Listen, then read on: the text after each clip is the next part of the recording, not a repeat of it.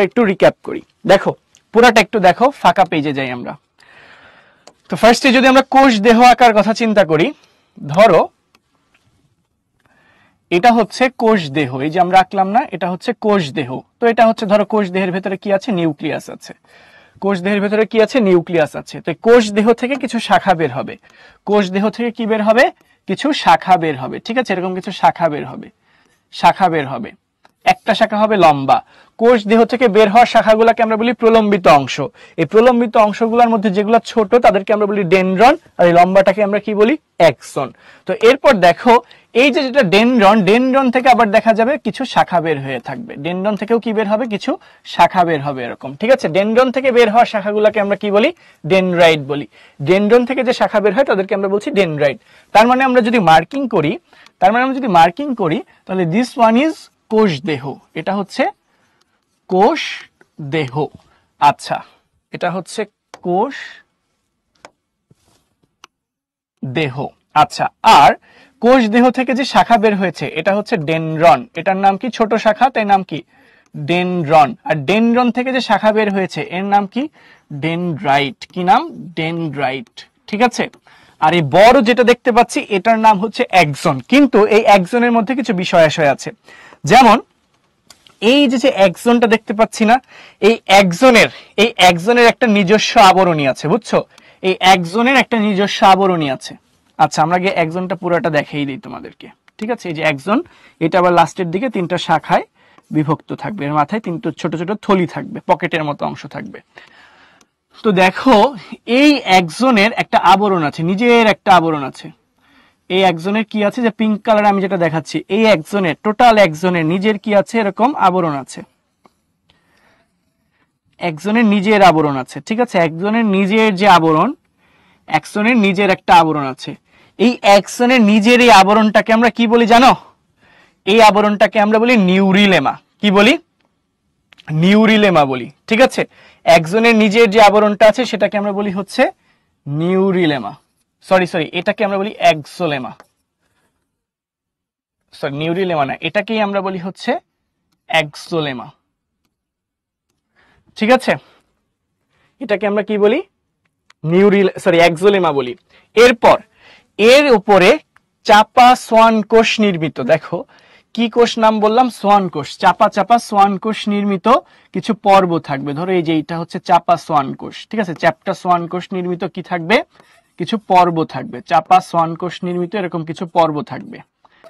এটা হচ্ছে চাপা সোয়ান কোষ নির্মিত কিছু পর্ব থাকবে, ঠিক আছে। এই যে অংশগুলো দেখতে পাচ্ছি না, এই কোষগুলা কি কোষ নাম বলেছিলাম, সোয়ান কোষ। কি কোষ, সোয়ান কোষ, ঠিক আছে। একজনের উপরে কি আছে, সোয়ান কোষ আছে। এই সোয়ান কোষ থাকার পর, এই যে একটা তৈরি হলো না, এরকম মোটা মোটা অংশ তৈরি হলো না, টোটাল নিউরনের উপর এক্সট্রা একটা আবরণ তৈরি হলো না। এই আবরণটাকে, টোটালি সবুজ যে আবরণ দেখতে পাচ্ছি, এই জন্য আমি এটাকে সবুজ কালারেই লিখলাম। এই টোটাল সবুজ আবরণকে বলা হয় কি জানো, টোটাল সবুজ রঙের যে আবরণ এটাকে বলা হয় মায়োলিনের আবরণ বা মায়োলিন শীট। কি বলা হয়, মায়োলিন আবরণ বা মায়োলিন শীট। আমি ইংরেজি একবার এভাবেই লিখলাম, মায়োলিন আবরণ বা মায়োলিন শীট। এরপর এর উপরে বিশেষ একটা পর্দার আবরণ থাকে, সেই বিশেষ পর্দাটার নাম হচ্ছে, আমি যে হলুদ কালারে দেখাচ্ছি, এই বিশেষ পর্দার নাম হচ্ছে নিউরিলেমা। কি নাম, নিউরিলেমা। কি নাম এটার, নিউরিলেমা, ঠিক আছে। এর নাম কি, নিউরিলেমা। এই নিউরিলেমা জিনিসটা আপনাদের বইয়ে নাই, কিন্তু আপনারা একটু শিখে রাখেন, ঠিক আছে। নিউরিলেমা জিনিসটা আপনাদের বইয়ে নাই, কিন্তু শিখে রাখেন। এক্সোলেমা, কি লিখলে, এক্সোলেমা না ভাই, আমার কথা কোনটা, এক্সোলেমা,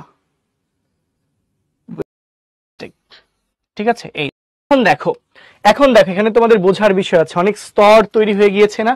আরেকবার দেখো, আমি একটু রিক্যাপ করি, ঠিক আছে। আচ্ছা, রিক্যাপ করার আগে দেখো মেইন যে অ্যাক্সনটা একদম হলুদ কালারে এঁকেছিলাম, মেইন অ্যাক্সনটা হলুদ কালারের যে অ্যাক্সনটা এঁকেছিলাম সেটার উপর পিঙ্ক কালারের একটা আবরণ দিয়েছিলাম, যার নাম কি, এক্সোলেমা। মানে অ্যাক্সনের মূল অক্ষের আবরণীটাকে বলা হচ্ছে এক্সোলেমা। এই এক্সোলেমা পরিবেষ্টিত অ্যাক্সনের উপরে চাপা সোয়ান কোষ নির্মিত একটা আবরণ তৈরি হয়, যার নাম কি, যার নাম হচ্ছে মায়োলিন আবরণ বা মায়োলিন শীথ। এই মায়োলিন আবরণ তৈরি হওয়ার পরে দেখা যাবে কি নিউরিলেমা নামের আবার একটা এই যে পর্দা দ্বারা টোটাল তোমার একজনটা ঘিরে থাকবে। তো দেখো জায়গায় জায়গায় কিন্তু আমাদের এই মায়োলিন আবরণটা ছিল না, এই জন্য কিছু গুটি বা পর্বের মতো এলাকা সৃষ্টি হয়েছে না, কিছু নোড বা গুটি বা পর্বের মতো এলাকা সৃষ্টি হয়েছে না। ধরো যে এই এলাকাটা এখানে একটু গর্ত, এই এলাকাটা একটু গর্ত, এই এলাকাটা একটু গর্ত, এই গর্তগুলাকে আমরা বলি পর্ব। কি বলি? পর্ব। বিজ্ঞানী র্যানভিয়ার এটা আবিষ্কার করেছেন, তাই এর নাম অনুসারে এটাকে বলা হয় র্যানভিয়ারের পর্ব। কি বলা হয়? র্যানভিয়ারের পর্ব।